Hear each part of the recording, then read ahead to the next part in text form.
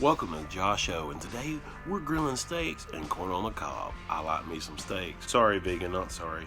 If you're a steak person, like myself, I love steaks.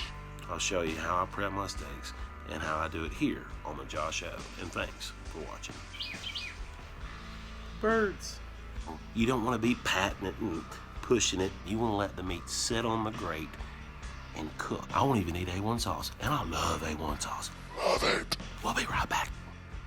Alright, what you want to do is salt and pepper all around those steaks, both sides and the corners of the steak. Put a little pepper on there. I'm going to use some olive oil.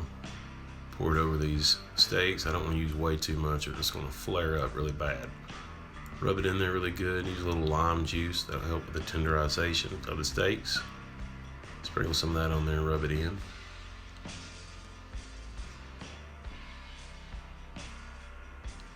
Now my wife is getting the spicy corn on the cob ready. She's buttering it up, adding a little salt. She's going to do some chipotle pepper on there, some cayenne pepper, and some red crushed pepper, because this is going to be spicy corn, but it turns out really good. She's going to wrap those up, and I'll toss those on the grill when they're ready.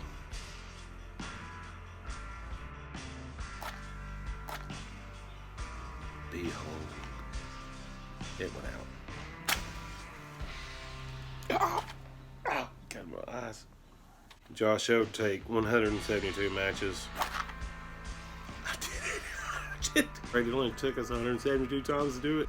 Alright, I'm using the match to light up the match light. I want to give it about 15-20 minutes to heat up, get good and ashy.